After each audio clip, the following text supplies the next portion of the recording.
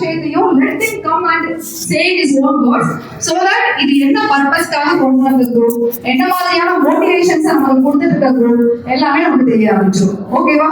Because ஒரு 15 people கிட்ட நியூவா வந்திருக்கீங்க, which is so good. Appreciate everyone. Super. So இப்போ நாங்க இன்வெஸ்ட் பண்ண சொல்றீங்க. இப்போ நான் புதுசு வேற யாருக்கு invest you are having a or account or somewhere where we have to go and we don't know starting. Excellent. Explain we are so crawling babies நிறைய பேர் இருக்காங்க. so let the explanation go for crawling babies first and then first standard second standard எல்லாம் வந்து class எடுப்பாங்க. சரியா? so crawling babies க்கு first ஒரு introduction கொடுத்துடலாம். let me hand over the mic to Das. Hello. சரி, அப்போ நம்ம ஃபஸ்ட்டு இருந்து நம்ம இது பண்ணிக்கலாம். ஆக்சுவலாக வந்து என்னோட இன்வெஸ்ட்மெண்ட் ஜேர்னி எப்படி ஸ்டார்ட் ஆச்சு அப்படின்னா okay okay okay okay okay okay என்னோடய பேர் வந்து வெங்கட்ங்க. நான் வந்து சேலம். ஓகேங்களா? இப்போ நான் வந்து என்னோடய இன்வெஸ்ட்மெண்ட் ஜேர்னியில் நான் கற்றுக்கிட்ட அந்த எக்ஸ்பீரியன்ஸை வந்து மற்றவங்களுக்கு ஷேர் பண்ணணும் அப்படிங்கிற அந்த நோக்கத்துக்காக தான் நான் வந்து ஃபஸ்ட்டு ஃபேஸ்புக்கில் எழுத ஆரம்பித்ததே. அப்படி எழுத ஆரம்பிக்கும் போது பார்த்தீங்கன்னா ஃபஸ்ட்டு நான் எழுத ஆரம்பித்தது வந்து மணி ஃபினான்ஸ் குரூப் அப்படிங்கிற ஒரு குரூப்பில் எழுத ஆரம்பித்தது. இங்கே பார்த்தீங்கன்னா அங்கே வந்து மோஸ்ட்லி வந்து நிறைய ட்ரேடர்ஸ் இருக்கிற குரூப்பாக அது இருந்துச்சு. நான் ஒருத்தன் மட்டும்தான் வந்து லாங் டேர்ம் இன்வெஸ்ட்மெண்ட்டுக்கு அங்கே எழுதும்போது ஆப்வியஸ்லி நம்ம என்ன பண்ணுறோம்னா ட்ரேடிங்கை வந்து கான்ட்ராஸ்ட் நமக்கு அதை நம்ம அவாய்ட் பண்ணால் தான் நாம் வந்து இங்கே லாங் டேர்மில் வெல்த் க்ரியேட் பண்ண முடியும். ஏன்னா நீங்கள் ஒரு ஓட்டையாக இருக்கக்கூடிய ஒரு பானையில் வந்து இல்லை ஒரு பக்கெட்டில் வந்து நீங்கள் தண்ணி நிரப்பணும் அப்படின்னா நீங்கள் என்ன கஷ்டப்பட்டு பக்கெட்டில் தண்ணி நிரப்பினாலும் அந்த பக்கெட் வந்து நிரம்பாது. முதல்ல அந்த ஓட்டையை அடைச்சிட்டு தான் நீங்கள் வந்து பக்கெட்டை வந்து ஃபில் பண்ணணும். அப்போது இந்த இன்வெஸ்ட்மெண்ட் ஜேர்னியில் வெல்த் க்ரியேஷன் அப்படின்னு நம்ம போகும்போது அது அந்த ஓட்டை அப்படிங்கிறது வந்து பார்த்திங்கன்னா ட்ரேடிங். ஸோ அந்த ட்ரேடிங்கில் அந்த 100 ரூபாய்க்கும் 200 ரூபாய்க்கும் நம்ம வந்து மெனக்கெட்டு நம்மளோட டைமை ஸ்பெண்ட் பண்ணி நம்மளோட நேரத்தெல்லாம் அதில் வந்து வேஸ்ட் பண்ணி பெருசாக ஒன்றும் சாதிக்க போகிறதில்ல. ஸோ நம்ம மைண்டு முழுக்க அதிலிருந்து நம்ம வந்து டைவெர்ட் பண்ணி லாங் டேர்ம் இன்வெஸ்ட்மெண்ட்டோட அந்த ஃப்ரூட்டை நம்ம என்ஜாய் பண்ணணும் அப்படின்னா ட்ரேடிங்கை கண்டிப்பாக அவாய்ட் பண்ணால் மட்டும்தான் முடியும். ஸோ அப்போது நம்ம ட்ரேடிங்கை பற்றி நம்ம வேணாம் அப்படின்னு சொல்லும்போது என்ன ஆகுதுன்னா அங்கே இருக்கிற ட்ரேடர்ஸ் எல்லாம் வந்து அதை பர்சனலாக எடுத்துக்கிட்டு அவங்க வந்து நம்மளை அட்டாக் பண்ண ஆரம்பித்தாங்க. ஓகேங்களா? உனக்கு பண்ண தெரியல, உனக்கு இது தெரியல, அதனால் நீ பண்ணு, நான் இப்படி பண்ணேன் அப்படி பண்ணேன்னு சொல்லிவிட்டு அவங்க பண்ணும்போது என்னாச்சுன்னா நமக்கு தேவையில்லாமல் டென்ஷன் ஆனதுனால வேறு வழி இல்லாமல் நான் ஃபோக்கஸ் இன்வெஸ்ட்மெண்ட் அப்படின்னு சொல்லி ஒரு தனி குரூப்பு ஆரம்பிக்க வந்தது. இதில் பார்த்தீங்கன்னா நான் முழுக்க இன்வெஸ்ட்மெண்ட்டுக்கு இன்ட்ரெஸ்ட் இருக்கக்கூடிய ஆளுங்களை மட்டும்தான் செலக்ட் பண்ணி ரொம்ப செலக்டிவாக இந்த குரூப் ஆரம்பித்து கிட்டத்தட்ட 3 வருஷம் ஆகுது. இன்னும் 3000 மெம்பர்ஸ் மட்டும்தான் இருக்காங்க. ஏன்னா வந்து உள்ளே வர்றதே 100 ரிக்வெஸ்ட் வந்துச்சுன்னா 20 ரிக்வெஸ்ட்டை மட்டும் தான் நான் அக்செப்டே பண்ணுவேன். ஏன்னா உள்ளே இருக்கக்கூடிய மெம்பர்ஸுக்கு அதோட ஒர்த்து தெரியணும். சும்மா நானும் 10 குரூப்பில் இருந்தேன் 11வது குரூப்பாக இது இருக்குது அப்படின்னு சொல்லி இருக்கக்கூடாது. ஏன்னா குரூப் பேனர்லேயே பார்த்தீங்கன்னா 100 crores நம்ம வச்சுருப்போம். ஏன்னா ஒவ்வொரு ஈச் அண்ட் எவ்ரி ஒரு மிடில் கிளாஸ் மேன் கூட வந்து ஒரு ப்ராப்பரான இன்வெஸ்ட்மெண்ட் மெத்தடை ஃபாலோ பண்ணால் அவங்களோட லைஃப் டைம் இந்த சென்ஸ் ஒரு 20-25 வருஷத்தில் 100 crores அப்படிங்கிற மார்க்கை வந்து அவங்களால ரீச் பண்ண முடியும். அப்போது அதுக்கான மெத்தட்ஸை தான் நம்ம சொல்லிக் கொடுக்குறோம். அப்போ அந்த ஒர்த்து தெரிஞ்சு வரக்கூடிய ஆட்களை மட்டும்தான் சேர்த்திக்கணுங்கிறதுல ரொம்ப ஸ்ட்ரிக்டாக இருக்கிறதுனால நீங்கள் பார்த்தீங்கன்னா ஃபோக்கஸ் இன்வெஸ்ட்மெண்ட்டில் மெம்பர்ஸ்க்கு எண்ணிக்கைக்கு நாங்கள் முக்கியத்துவமே கொடுக்க மாட்டோம். அதே மாதிரி 1000 பேர் வந்துட்டாங்க 2000 பேர் வந்துட்டாங்கன்னு சொல்லி அது பெருமையாகவும் நாங்கள் சொல்ல மாட்டோம். புரியுதுங்களா? ஏன்னா வர்றவங்க எல்லாம் சேர்த்துருந்தால் இன்றைக்கி 20,000 பேருக்கு மேலே போயிருக்கோம். ஆனால் எங்களுக்கு அங்கே குவான்டிட்டி முக்கியம் கிடையாது, குவாலிட்டி மெயின்டைன் பண்ணணும். முடிஞ்ச வரைக்கும் நம்ம கூட இருக்கிற எல்லாருக்குமே வெல்த் க்ரியேட் பண்ணுறதுக்கு நம்மளாலான அந்த இதை நம்ம பண்ணணுங்கிறதுக்காக தான் அந்த குரூப்பு ஸ்டார்ட் பண்ணுது.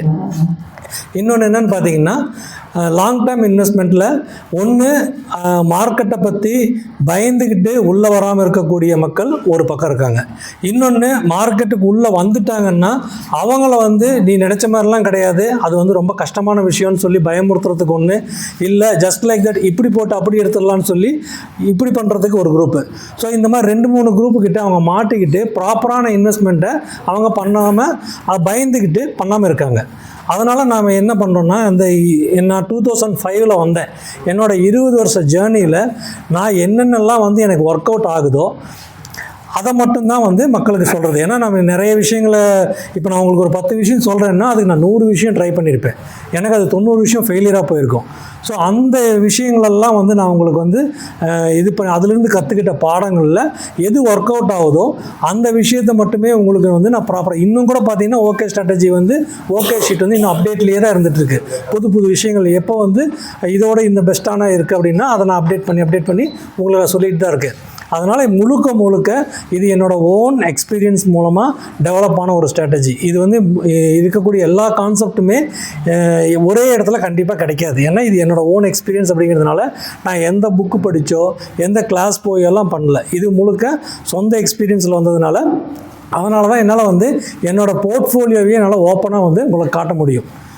வேறு யாருமே வந்து ஒரு இண்டிவிஜுவல் ஸ்டாக்ஸை வந்து நாங்கள் இந்த ஸ்டாக்ஸை இங்கே சொன்னோம் இவ்வளோ போயிடுச்சுன்னு சொல்லுவாங்களே தவிர போர்ட்ஃபோலியோவை பற்றி யாருமே சொல்ல மாட்டாங்க. ஏன்னா போர்ட்ஃபோலியோவை காட்டினா தான் உண்மையாகவே ப்ளஸ் அண்ட் மைனஸை வந்து இது பண்ணிவிட்டு நெட்டாக எவ்வளோ அந்த ரிசல்ட் கொடுத்துருக்குங்கிறது காட்ட முடியும். ஆனால் போர்ட்ஃபோலியோவை பற்றி யாருமே பேச மாட்டாங்க. ஏன்னா அவங்க எல்லாமே வந்து தன்னை வந்து ஒரு மாஸ்டர் மாதிரி காட்டிக்கிறதுக்கு இருந்தாலும் அவங்களோட இமேஜை வந்து குறையக்கூடாதுங்கிறதுனால. ஆனால் நான் உங்களுக்கு அப்படி இல்லை.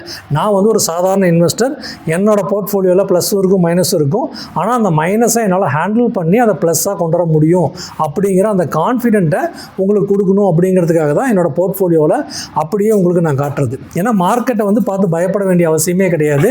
மார்க்கெட்டில் இருக்கக்கூடிய நல்ல ஸ்டாக்ஸை நம்ம பிக் பண்ணும்போது நமக்கு கண்டிப்பாக நம்ம எதிர்பார்க்கக்கூடிய அந்த ரிட்டர்ன்ஸ் கிடைக்கும்.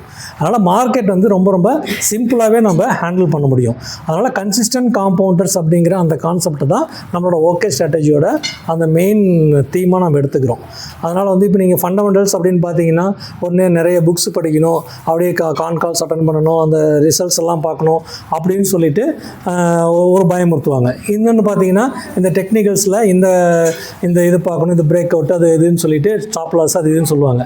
ஆனால் பட் இவங்க எல்லாருமே பார்த்தீங்கன்னா இதெல்லாம் எதுவுமே இல்லாமல் கூட நம்மளால் வந்து ஈஸியாக வெல்த் க்ரியேட் பண்ண முடியும். அதுக்கான ப்ரூஃப் தான் வந்து எங்களோட போர்ட்ஃபோலியோ. இங்கே நீங்கள் பார்த்தீங்கன்னா இந்த ஓகே ஸ்ட்ராட்டஜியில் இப்போ பாருங்கள் ஹரிஹரன் சார் இருக்கார். அவர் தான் நம்மளோட ஓகே ஸ்ட்ராட்டஜியில் அதிகபட்ச போர்ட்ஃபோலியோ வேல்யூ வச்சுருக்காரு. சார் உங்களோட போர்ட்ஃபோலியோ வேல்யூ 4.6 crores இன்றைக்கி தேதிக்கு. ஓகேங்களா? இவர் வந்து நான் ஃபஸ்ட்டு 2022 ஏப்ரல் 22 தானே 22 ஏப்ரலில் நான் ஃபஸ்ட்டு மணி ஃபினான்ஸ் குரூப்பில் அந்த ஃபஸ்ட்டு செமினார் எடுக்கும்போது இவரெல்லாம் வந்து அதில் கலந்துக்கிட்டார். அதே மாதிரி துரைசாமி குமார்னு இருக்கார், அவரும் அதில் கலந்துக்கிட்டார். நீங்கள் பார்த்தீங்கன்னா துரைசாமி குமார் சார்கிட்ட இது வரைக்கும் நான் பர்சனலாக பேசினதே கிடையாது. அவர் அந்த ஒரே ஒரு வெபினார் கலந்துக்கிட்டதோடு சரி. அதுக்கப்புறம் ஷீட் வாங்கினார். அவர் தான் ஃபஸ்ட்டு 1 crore ரீச். ஏன்னா அவர் 1 crore ரீச் பண்ணும்போது என்னோடய போர்ட்ஃபோலியோ வேல்யூ கூட 85 lakhs தான். ஏன்னா நான் மணி ஃபினான்ஸில் எழுதும்போது என்னோடய போர்ட்ஃபோலியோ வேல்யூ வந்து 30 lakhs. இப்போ வந்து 2.3 crores. ஓகேங்களா? 2 crores and 30 lakhs. ஓகேங்களா? அப்படி இருக்கும்போது துரைசாமி குமார் சார் போர்ட்ஃபோலியோ தான் ஃபஸ்ட்டு 100 crores அப்படிங்கிற இல்லை 1 crore அப்படிங்கிற டார்கெட்டை ரீச் பண்ண போர்ட்ஃபோலியோ. இதில் பியூட்டி என்னன்னு பார்த்தீங்கன்னா துரைசாமி குமார் சார்கிட்ட நான் இது வரைக்கும் பேசினதே கிடையாது. அவர் வந்து அந்த வெபினார் அட்டன் பண்ணதோடு சரி. அதுக்கப்புறம் டவுட்டு அது இதுன்னு சொல்லி எதுவுமே கேட்க கிடையாது. அந்த சிம்பிள் கான்செப்டை இது ஒர்க் அவுட் ஆகும்னு சொல்லிவிட்டு அவர் புரிஞ்சுக்கிட்டாரு. அதை புரிஞ்சுட்டு இப்போ பார்த்தீங்கன்னா 60 lakhs அவரோட போர்ட்ஃபோலியோ இப்போ 2 crores தாண்டிடுச்சு. பார்த்தீங்கன்னா 2022 ஏப்ரலில் தான் அவர் வந்து ஸ்டார்ட்டே பண்ணுறாரு. ஓகேங்களா? இப்போ பார்த்தீங்கன்னா அந்த 3 இயர்ஸில் அவர் 300% அவரோட போர்ட்ஃபோலியோ ரிட்டர்ன்ஸ் இருக்குது. அதே 2022 தான் ஹரிஹரன் சாரும் வந்து என்கிட்ட வந்து பேசிட்டு உங்களை நம்பி நான் வந்து இன்வெஸ்ட் பண்ண போகிறேன் அப்படின்னாரு. அப்போ நான் அவர்கிட்ட கேட்டது ஒன்று தான், நீங்கள் நம்பி இன்வெஸ்ட் பண்ணுறீங்க ஓகே, திடீர்னு நடுவில் மார்க்கெட் வந்து அப்ஸ் அண்ட் டவுன்ஸ் இருக்குதுன்னு சொல்லிட்டு பயந்துட்டு பாதியில் வந்து நீங்கள் இன்வெஸ்ட்மெண்ட்ஸை நிறுத்திடக்கூடாது. ஏன்னா அப்போ என்ன ஆகுதுன்னா அந்த இன்வெஸ்ட்மெண்ட்ஸ் நம்ம எதிர்பார்த்த அந்த லெவலுக்கு வராமல் அது வந்து நம்மளோட ஸ்ட்ராட்டஜிக்கே வந்து ஒரு சின்ன இதாக போயிடும். அப்படிங்கிறதுனால அவர்கிட்ட நான் கேட்ட ஒரே ஒரு இது என்னென்னு கேட்டிங்கன்னா மினிமம் 50 lakhs நீங்கள் இன்வெஸ்ட் பண்ணணும், அது நடுவில் நீங்கள் எதுவும் இது பண்ணக்கூடாதுன்னு சொன்னேன். அவரை சரின்னு சொல்லிட்டு தான் 50 lakhsக்கு தான் அவர் அக்செப்ட் பண்ணிவிட்டு உள்ளே வந்தார். இன்றைக்கி அவரோட போர்ட்ஃபோலியோவோட இன்றைக்கி நெட்ஒர்த் வந்து 4.6 lakhs 6 crores. கரெக்டாக? இப்போ இன்னும் கொஞ்ச நாளில் அவரோட போர்ட்ஃபோலியோவோட வேல்யூ 5 crores கண்டிப்பாக தாண்டிடும். ஏன்னா அவர் இந்த டவுனில் வந்து கரெக்டான இப்போ புதுசாக ரீசெண்டாக என்ட்ரி ஆச்சு பார்த்தீங்களா, ஓகே ஸ்டாக்ஸ் எல்லாமே, அந்த ஸ்டாக்ஸ் எல்லாமே அவர் இன்வெஸ்ட் பண்ணியிருக்காரு. ஸோ அதோட ரிட்டர்ன்ஸ் வந்து ரொம்ப நல்லா இருக்குது. மார்க்கெட் பிக்கப் ஆகும்போது அவரோட போர்ட்ஃபோலியோ இன்னும் கூடிய சீக்கிரத்தில், இன்னும் சில நாட்களில் அவரோட போர்ட்ஃபோலியோ 5 crores கண்டிப்பாக டச் பண்ணிடும்.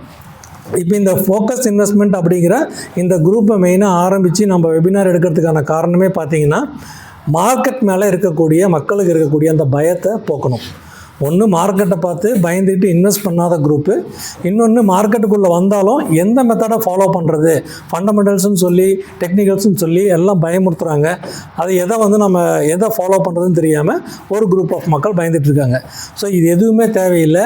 ஜஸ்ட் லைக் தட் மார்க்கெட்டில் இன்வெஸ்ட் பண்ணி நம்மளால் வெல்த் க்ரியேட் பண்ண முடியும் அப்படிங்கிறத நாம் சாலிடான டேட்டாவோட நாம் எக்ஸ்பிளைன் பண்ணுவோம். ஓகேங்களா? இவ்வளோ வந்து ஒரு டிரான்ஸ்பரன்சியான குரூப்பை நீங்கள் எங்கேயுமே பார்க்க முடியாது. ஏன்னா எங்ககிட்ட எங்களோட ஸ்ட்ராட்டஜியில் ப்ளஸ்ஸு மைனஸ் எல்லாமே இருக்குது, எல்லாமே எங்களுக்கு தெரியும், எல்லாமே நாங்கள் சொல்லிடுறோம். அதை வந்து நீங்கள் வந்து ஜட்ஜ் பண்ணிக்கிங்க. ஓகேங்களா? இப்போ இது நம்ம சொல்கிறோன்னா நம்ம வந்து ப்ளஸ்ஸை மட்டுமே சொல்லிவிட்டு மைனஸை மறைக்கிறது கிடையாது. இப்போ ரீசெண்டாக வந்து ஹரிகிரண் சாரோட போர்ட்ஃபோலியோவை நம்ம எல்லாரோட பார்வைக்கும் அவர் வச்சார். 4 crores கிராஸ் ஆகும்போது வச்சார். அதில் பார்த்தீங்கன்னா அதில் வந்து 200%, 300% போன ஸ்டாக்ஸும் இருக்குது, ஒரு 30%, 40% மைனஸ் ஆன ஸ்டாக்ஸும் இருக்குது. இது எல்லாத்தையும் ஓவர் கம் பண்ணி அந்த போர்ட்ஃபோலியோ மேலே வந்திருக்கு அப்படிங்கிறது தான் நிதர்சனம். அதுதான் உண்மையும் கூட. ஏன்னா எவ்வளோ பெரிய இன்வெஸ்டராக இருந்தாலும் மைனஸில் இருக்கக்கூடிய ஸ்டாக்ஸு கண்டிப்பாக இருக்கும். ஓகேங்களா? அது மைனஸில் இருக்குதுன்னு சொல்கிறதையே அவங்க இமேஜ் பாதிக்கும் அப்படிங்கிறதுனால தான் அவங்க யாரும் சொல்கிறதில்ல. ஏன்னா அதுதான் யதார்த்தம். ஏன்னா எந்த ஒரு போர்ட்ஃபோலியோ மைனஸ் இல்லாத ஸ்டாக்ஸ் கண்டிப்பாக இருக்காது. கண்டிப்பாக 20% ஆஃப் த ஸ்டாக்ஸ் மைனஸில் தான் இருக்கும். ஓகேங்களா? ஸோ நம்மளோட ஸ்ட்ராட்டஜி படி நம்ம இன்வெஸ்ட் பண்ணும்போது, ஏன்னா போர்ட்ஃபோலியோ மேனேஜ்மெண்ட் அப்படிங்கிற ஒரு கான்செப்டே வந்து நாம் மட்டும்தான் சொல்கிறோம். எல்லாருமே வந்து ஸ்டாக் பிக்கிங்காக இந்த ஸ்டாக் நல்ல ஸ்டாக் அப்படின்னு சொல்லிடுவாங்க. இப்போ எல்லாமே நல்ல ஸ்டாக்ஸ் அப்படின்னு சொல்லி அந்த ஸ்டாக்ஸ் மட்டும் சொல்லிட்டா, இப்போ நீங்கள் யோசனை பண்ணி பாருங்கள், இது நல்ல ஸ்டாக், இது நல்ல ஸ்டாக், இது நல்ல ஸ்டாக்னு சொல்லிடுறோம். ஆனால் அந்த ஸ்டாக்ஸை இன்வெஸ்ட் பண்ணும்போது அதில் ஒரு ஸ்டாக் வந்து உங்களுக்கு 10x ஆகுது, ஒரு ஸ்டாக் வந்து -20% போகுது. அதில் போர்ட்ஃபோலியோ மேனேஜ்மெண்ட் இல்லாமல் அதை ஒரு போர்ட்ஃபோலியோவை நம்ம ரெடி பண்ணியிருந்தால் 10x போன ஸ்டாக்ஸுக்கு ஒரு 1000 ரூபா போட்டிருப்போம். அந்த ஸ்டாக் மேலே போனதுனால மேற்கொண்டு இன்வெஸ்ட் பண்ணியிருக்க மாட்டோம். அது வந்து உங்களுக்கு 10x ஆச்சு, வெறும் 10,000 ரூபாயாக வளர்ந்துருக்கும். ஆனால் வந்து இன்னொரு ஸ்டாக் வந்து ஒரு 20% மைனஸில் இருந்ததுனால டக்குன்னு 1 லட்ச ரூபா போட்டிருப்போம், அது 20,000 ரூபா மைனஸில் நிற்கும். வெறும் 20% மைனஸுக்கு அது 20,000 ரூபா போயிடும். ஆனால் 10x ஆன ஸ்டாக்கு உங்களுக்கு 10,000 ரூபா தான் கொடுத்துருக்கோம். ஏன்னு கேட்டிங்கன்னா அந்த போர்ட்ஃபோலியோ மேனேஜ்மெண்ட்டுங்கிற கான்செப்ட் இல்லாததுனால, எந்த ஸ்டாக்கை எவ்வளோக்கு வாங்கணும், எவ்வளோக்கு இன்வெஸ்ட் பண்ணணுங்கிற எந்த ஒரு மெத்தடும் இல்லாததுனால என்ன ஆகுதுன்னா இந்த போர்ட்ஃபோலியோட க்ரோத் வந்து நமக்கு பாதிக்கும். அதனால் நீங்கள் இந்தியன் மார்க்கெட்டில் மல்டி பேக்கர்ஸ் நிறைஞ்ச மார்க்கெட் வந்து இந்தியன் மார்க்கெட். 65% மல்டி பேக்கர்ஸ் நிறைஞ்ச மார்க்கெட். நீங்கள் எப்படி தான் நீங்கள் தேடி அதாவது நம்ம ஓகே ஸ்ட்ராட்டஜி படி எடுத்துட்டிங்கன்னா மோஸ்ட்லி வந்து ரிஜெக்ட் ஆன ஸ்டாக்ஸ்லாம் ரிஜெக்ட் ஆகிடும். நம்மக்கிட்ட ஒரு 500 ஸ்டாக்ஸு, நம்மளோட ஸ்ட்ராட்டஜி படி ஒரு 500 ஸ்டாக் செலக்ட் ஆகுது அப்படின்னா, நீங்கள் கண்ணை மூடிட்டு அந்த 500 ஸ்டாக்ஸில் நீங்கள் ஒரு 100 ஸ்டாக்ஸை வாங்கினீங்கன்னா அதில் 60லேருந்து 70 ஸ்டாக்ஸ் வந்து கண்டிப்பாக மல்டி பேக்கர் தான் இருக்கும். ஓகேங்களா? அது நம்ம போர்ட்ஃபோலியோ மேனேஜ்மெண்ட் படி ஈக்குவல் அலோகேஷன் கொடுத்து நம்ம இன்வெஸ்ட் பண்ணிட்டு வரும்போது மைனஸாக போகக்கூடிய ஸ்டாக்ஸுக்கு ஒரு லிமிட் இருக்குது. ஏன்னா 1 லட்ச ரூபா போட்டிங்கன்னா அதிகபட்சமாக 1 லட்ச ரூபா தான், ஜீரோவே ஆனால் கூட 1 லட்ச ரூபா தான் லாஸு. ஆனால் மேலே போகக்கூடிய ஸ்டாக்ஸுக்கு உங்களுக்கு வந்து அன்லிமிட்டட் ப்ராஃபிட்ஸ் கிடைக்கும். ஓகேங்களா? அதனால தான் நம்ம வந்து போர்ட்ஃபோலியோ மேனேஜ்மெண்ட்டை நம்ம கான்சன்ட்ரேட் பண்ணுறோமே தவிர இண்டிவிஜுவல் ஸ்டாக் செலக்ட் பிக்கிங் அப்படிங்கிறது வந்து ரொம்ப மெனக்கடுறதில்ல. அது ஜஸ்ட் லைக் தட் நம்மளால் ஈவன் குவார்டர்லி ரிசல்ட்ஸை கூட நம்ம வந்து ஜஸ்ட் ஒரு 2 மினிட்ஸில் டிசைட் பண்ணிவிடுவோம். ஸ்டாக் பிக்கிங்கை நம்ம வந்து ஜஸ்ட்டு ஒரு 2 மினிட்ஸில் பிக் பண்ணிவிடுவோம். ஓகேங்களா? ஏன்னா எப்படி அதை ப்ராப்பராக அக்குமுலேட் பண்ணணுங்கிறது தான் அங்கே கேம் சேஞ்சரே தவிர ஸ்டாக் இது நல்ல ஸ்டாக்குன்னு கண்டுபிடிக்கிறதுல எந்த விஷயமும் கிடையாது. அந்த ஸ்டாக்கை நீங்கள் எப்போ வாங்குறீங்க, எப்படி வாங்குறீங்க, எப்படி அக்குமுலேட் பண்ணுறீங்க அப்படிங்கிறது மட்டும்தான் மேட்ரு. இப்போ நீங்கள் பார்த்தீங்கன்னா நான் 2005 வரும்போது ராகேஷ் ஜுன்ஜுன்வாலா டைட்டன் வச்சுருந்தார். ஓகேங்களா? நானும் டைட்டன் ஷேரை வாங்குகிறேன். ஓகேங்களா? அப்போ எனக்கு ராகேஷ் ஜுன்ஜுன்வாலா பற்றிலாம் ஒன்றும் தெரியாது. நான் டைட்டன் ஷேரை வாங்குகிறேன். அப்போ நான் வாங்கும்போது இப்போ நான் போனஸ் அட்ஜஸ்ட்மெண்ட் பண்ண ரேட்டு சொல்கிறேன், 30 ரூபா. ஓகேங்களா? ராகேஷ் ஜுன்ஜுன்வாலா வாங்கும்போது அவர் 2001க்கு முன்னாடியே வாங்கிட்டார். அவர் வாங்கின அந்த ரேட் வந்து 3 ரூபா. ஓகேங்களா. இப்போது அவரும் டைட்டன் வாங்கிட்டாரு, நானும் டைட்டன் வாங்கிட்டேன். அவர் எத்தனை ஆராய்ச்சி வேணால் பண்ணி வாங்கியிருக்கட்டும், நான் எதுவுமே பண்ணாமல் டைட்டன் வந்து நல்ல கம்பெனின்னு சொல்லி என்னால் பிக் பண்ண முடிஞ்சுது. ஏன்னா டைட்டன் ஒரு நல்ல கம்பெனி, டாடா கம்பெனி. நான் அந்த டைட்டன் வாட்ச் தான் கட்டியிருந்தேன். ஸோ டைட்டன் ஒரு நல்ல ஷேர்னு சொல்லி என்னால் இன்வெஸ்ட் பண்ண முடிஞ்சுது. ஆனால் எந்த இடத்துல வந்து ராகேஷ் ஜுன்ஜுன்வாலா நம்மளை ஓவர்டேக் பண்ணாருன்னா, அதை நான் 40 ரூபா போன உடனே அந்த ஸ்டாக்கை நான் விற்றுட்டேன். ஆனால் அவருக்கு தெரிஞ்சிருக்கு இந்த ஸ்டாக்கோட க்ரோத் இப்போ தான் ஸ்டார்ட் ஆகிருக்கு, அது இன்னும் மேலே மேலே போகும்னு சொல்லிவிட்டு அவர் 3000 ரூபா போகும்போது கூட அவர் விற்காமல் ஹோல்டிங்கில் வச்சுருக்கார். ஸோ இதில் நீங்கள் நல்லா நோட் பண்ண வேண்டியது, ஒரு நல்ல ஸ்டாக்கை அடையாளம் கண்டுபிடிக்கிறது ஒரு பெரிய விஷயமே கிடையாது. அது மல்டிபேக்கராக மாறுற வரைக்கும் வெயிட் பண்ணுறதுல தான் அங்கே விஷயமே இருக்குது. ஓகேங்களா. அதனால் நல்ல ஸ்டாக்கை நம்ம ஈஸியாக அடையாளம் கண்டுபிடிச்சிடுவோம். 10 வருஷத்துக்கு மேலே மார்க்கெட்டில் இருக்கக்கூடிய யாராக வேணா இருக்கட்டும், உங்களோட 10 வருஷத்துக்கு முன்னாடி போர்ட்ஃபோலியோவையோ இல்லை பிக் பண்ண ஸ்டாக்ஸையோ போய் எடுத்து பாருங்கள். ஒரு 10 ஸ்டாக்ஸை மட்டும் பாருங்கள், அதில் 6 ஸ்டாக்ஸ் இன்றைக்கி மல்டிபேக்கராக தான் இருந்திருக்கும். அந்த 6 ஸ்டாக்ஸை நீங்கள் விற்காமல் இருந்தீங்கன்னாவே இன்றைக்கி உங்களோட அக்கௌண்ட்டில் பல லட்சங்கள் இருந்திருக்கும். ஏன்னா அதை விற்று நம்ம பண்ணிட்டு தான் ஒன்றும் பெருசாக வந்து போர்ட்ஃபோலியோ வளர்ந்துருக்காது. ஓகேங்களா. அதனால் வந்து இப்போ ஸ்டாக்கை செலக்ட் பண்ணுறது அப்படிங்கிறது அதுக்கு மெனக்கட வேண்டிய அவசியமே கிடையாது. அது வந்து ரொம்ப சிம்பிளான மேட்ரு. ஆனால் இங்கே இருக்கிற எல்லாருமே வந்து அந்த ஸ்டாக் செலெக்ஷனுக்காக தான் ரொம்ப கஷ்டப்பட்டுகிட்டே இருப்பாங்க. அது வந்து சப்ப மேட்ரு. ஓகேங்களா. அதுக்கப்புறம் அந்த போர்ட்ஃபோலியோ எப்படி பில்ட் பண்ணுறீங்க, அதுக்கு யாராவது ஏதாவது டிப்ஸ் கொடுக்குறாங்களான்னா அந்த டிப்ஸ் யாரும் கொடுக்க மாட்டாங்க, அதெல்லாம் உங்களோட பாடுன்னு சொல்லி விட்டுருவாங்க. ஆனால் நம்மளோட குரூப்பில் பார்த்திங்கன்னா ஸ்டாக் பிக்கிங்லேருந்து போர்ட்ஃபோலியோ அந்த ஸ்டாக்ஸை வாங்குறதுலேருந்து அந்த போர்ட்ஃபோலியோ வந்து எப்படி பில்ட் பண்ணுறதுன்னு சொல்லி ஸ்டெப் பை ஸ்டெப் எல்லாமே கைட் பண்ணி எல்லாரையுமே கூட்டிகிட்டு போகணும். இப்போ நம்மளோட குரூப்பில் ரிஜிஸ்டர்ட் மெம்பர்ஸ் மட்டும் ஷீட் வாங்கினவங்க மட்டும் கிட்டத்தட்ட 880 பேர் இருக்காங்க. ஓகேங்களா. இந்த 880 பேருமே ஜெயிக்கணும். ஓகேங்களா. இந்த ஷீட்டை கொடுத்துட்டோம், நீங்கள் என்னமோ பண்ணிக்கங்க இல்லை, யாருக்கு என்ன டவுட் இருந்தாலும் சரி எல்லாரையும் கூட்டிகிட்டு தான் நம்ம வளரணும். ஓகேங்களா. அதனால் அதுதான் நம்மளோட முக்கியமான குறிக்கோள். அதனால தான் நான் வந்து புது மெம்பர்ஸை ஆட் பண்ணுறதுக்கு ரொம்ப ஸ்ட்ரிக்ட் பண்ணிட்டேன். ஏன்னா எனக்கு வந்து வரக்கூடிய புது மெம்பர் முக்கியம் கிடையாது, எனக்கு ஏற்கனவே இருக்கக்கூடிய இந்த மெம்பர்ஸை நாம் வந்து கரெக்டாக மெயின்டைன் பண்ணி அவங்களுக்கான கைடன்ஸை கொடுக்கணும். ஏன்னா புதுசாக வந்து ஒரு 500 பேர் வந்து என்னோடய கான்சன்ட்ரேஷன் டைவர்ட் ஆகக்கூடாதுங்கிறதுல நான் ரொம்ப தெளிவாக இருக்கேன். அதனால் வரக்கூடிய மெம்பர்ஸே வந்து ஓகே சோல்ஜர்ஸோட ரெஃபரன்ஸில் வரக்கூடிய ஃப்ரெண்ட்ஸ் ஆர் ரிலேட்டிவ்ஸாக இருந்தால் மட்டும்தான் நான் ப்ரிஃபரன்ஸ் கொடுத்து எடுத்துக்கிறேனே தவிர டக்குன்னு வர்றவங்களை யாரையுமே ஆட் பண்ணிக்கிறது இல்லை. மெம்பர்ஸ் வந்து எனக்கு போதும். ஓகேங்களா. அதனால் வந்து புதுசாக உங்கள் ஃப்ரெண்ட்ஸ் அண்ட் ஃபேமிலி மெம்பர்ஸ்க்கு யாராவது பண்ணணும்னு நினச்சிங்கன்னா மட்டும் அவங்கள ஜாயின் பண்ணி விடுங்க. வெளியிலேருந்து வரக்கூடிய யாரையுமே நான் அவ்வளோ ஈஸியாக அக்செப்ட் பண்ணிக்கிறது கிடையாது. எனக்கு இப்போ இருக்கக்கூடிய இந்த மெம்பர்ஸுக்கு எல்லாரையும் கூட்டிகிட்டு இன்னும் அவங்களோட அடுத்த கட்டத்துக்கு லைஃப்பில் அடுத்த கட்டத்துக்கு கூட்டிகிட்டு போகணுங்கிறது தான் என்னோட மெயினான அடுத்த கட்ட டார்கெட். ஓகேங்களா. அதனால் நம்மளோட ஃபோக்கஸ் இன்வெஸ்ட்மெண்ட் குரூப் படி நாம் அதுக்கான அந்த லாங் டேர்ம் இன்வெஸ்ட்மெண்ட்டுக்கு நாம் அந்த வெபினார்லேயே சொல்லிடுறோம். நமக்கு வந்து மெயின் கோல் வந்து ஈஸியாக நம்ம வெல்த் கிரியேட் பண்ணணும். அதுக்கு 2 மெத்தட் இருக்குது. மியூச்சுவல் ஃபண்டு மூலயமாவும் பண்ணலாம், ஸ்டாக்ஸ் மூலியமாகவும் பண்ணலாம். அந்த வெபினார் அட்டன் பண்ணும்போதே உங்களுக்கு என்னதை கான்ஃபிடன்ஸ் கிரியேட் பண்ணி கொடுப்போம்னா, இந்தியா எப்படிப்பட்ட மார்க்கெட்டு, அதில் எவ்வளோ பொட்டன்ஷியல் இருக்குது அப்படிங்கிறது தான் முதல்ல அந்த வெபினார் மூலமாக நம்ம சொல்லுவோம். அதில் உங்களுக்கு வந்து மியூச்சுவல் ஃபண்டு மூலயமா நீங்கள் பண்ணிக்கிறோம், எனக்கு ஸ்டாக்ஸ் வேணாங்க, அதெல்லாம் என்னால் பண்ண முடியாது அப்படின்னா ஃபைன். ஆனால் எந்த மாதிரியான மியூச்சுவல் ஃபண்ட்ஸில் உங்களுக்கு கிடைக்கும் அப்படிங்கிற அந்த ஐடியாவை நம்ம சொல்லிடுறோம். ஸோ மியூச்சுவல் ஃபண்ட்ஸில் பண்ணிவிட்டு சிப் மூலியமாகவும் நீங்கள் பண்ணிக்கலாம். இல்லை டைரெக்டாக நான் வந்து இது வந்து ஸ்டாக்ஸே வாங்குகிறேன் அப்படின்னாலும் அதுக்கு தான் நம்மளோட ஷீட்டு. ஓகேங்களா. அந்த மாதிரி ஷீட்டை வாங்கிட்டு நம்ம ஜஸ்ட்டு ஷீட்டை வாங்கிட்டு அப்படி விட்டுறது கிடையாது. கண்டினியூஸ் அவங்களுக்கு கைடன்ஸ் நம்ம கொடுத்துட்டே தான் இருக்கோம். நம்மளால் எவ்வளோ முடியுமோ அவ்வளோ கைடன்ஸ் பண்ணி நம்ம சிம்பிளாக வந்து இன்வெஸ்ட்மெண்ட்டை சிம்பிளிஃபை பண்ணி வச்சுருக்கோம். ஏன்னா காம்ப்ளிகேட் பண்ணுறதை நான் விரும்புகிறதே கிடையாது. எவ்வளோக்கு எவ்வளோ சிம்பிளாக இருக்கணுமோ அவ்வளோக்கு அவ்வளோ சிம்பிளாக இருக்கணும். ஒரு வாரத்துக்கு நாம் வந்து ஒரு நாளைக்கு ஒரு 10 நிமிஷம் பார்த்தா போதுங்கிற மாதிரி தான் நம்மளோட இன்வெஸ்ட்மெண்ட் ஜர்னியாக இருக்கணும். பார்க்கலைன்னா கூட பிரச்சனை இல்லை. அந்த மாதிரியான ஸ்டாக்ஸை தான் நம்மளோட லிஸ்ட்லேயே நம்ம வச்சுருக்கோம். ஓகேங்களா. இதுதான் நம்மளோட இது. நம்ம வந்து ஒரு குரூப்பாக என்ன வெறுமனே வந்து ஷீட்டை விற்றோம் அப்படிங்கிற மாதிரி இல்லை. இது வந்து ஒரு குரூப்பாக ஃபார்ம் பண்ணதுக்கு மெயினான காரணமே வந்து நம்மளால் அடுத்தவங்களுக்கு ஏதாவது என்ன சின்ன சின்ன ஹெல்ப் பண்ண முடியுமோ பண்ண வச்சு அவங்கள வாழ்க்கையில் அடுத்த கட்டத்துக்கு கூட்டிகிட்டு போகணும். இப்போ நான் வந்து என்னோடய இன்வெஸ்ட்மெண்ட்டை வந்து நான் வெளியில் சொல்லும்போது என்னால் இத்தனை பேரை வந்து சேர்க்க முடியுதுன்னா, இப்போ நான் சொல்லாமல் இருந்தேன்னா ஃபோக்கஸ் இன்வெஸ்ட்மெண்ட்டுக்கு குரூப்பும் கிடையாது. இப்போ நீங்கள் வந்து ஏதோ இன்வெஸ்ட்மெண்ட் பண்ணிகிட்ருப்பீங்க, ஆனால் பட் ஓகே ஸ்ட்ராட்டஜிக்குள்ளே வந்திருக்க முடியாது, ஏன்னா அது வெளியே வரல. இப்போ நான் சொன்னதுனால உங்களுக்கு மட்டும் பெனிஃபிட் கிடையாது, அது எனக்குமே பெனிஃபிட்டு. எப்படின்னு கேட்டிங்கன்னா, நான் வந்து வெறுமனே பண்ணிகிட்டு இருக்கும்போது அந்த மேனுவலான ஒர்க்கு தான் பண்ணிகிட்டு இருந்தேன். இதை நான் வந்து குரூப்பில் சொல்லணும் அப்படிங்கும்போது கீர்த்தி வந்து என் கூட வந்து ஜாயிண்ட் ஆகிறாரு. அவர் வந்து அதை எல்லாமே வந்து ஷீட்டாக கன்வெர்ட் பண்ணுறாரு.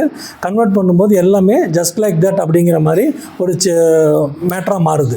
இது எல்லாமே என்ன காரணம்னா, நான் வந்து அடுத்தவங்களுக்கு ஹெல்ப் பண்ணணும் அப்படிங்கிற ஒரு தாட் எனக்கு வந்ததுக்கப்புறம் தான் அது அவங்களுக்கு மட்டும் பெனிஃபிட் ஆகலை, அது எனக்குமே. ஏன்னா இயற்கைக்கு வந்து நம்ம என்ன கொடுக்குறோமோ இயற்கை நமக்கு திருப்பி கொடுக்குங்கிற மாதிரி அதை வந்து நான் வெளியில் சொல்லணுங்கிற அந்த ஒரு எண்ணம் எனக்கு வந்ததுனால தான் இன்றைக்கி இவ்வளோ பெரிய ஒரு பவர்ஃபுல்லான ஷீட்டு எனக்கே கிடச்சிருக்கு.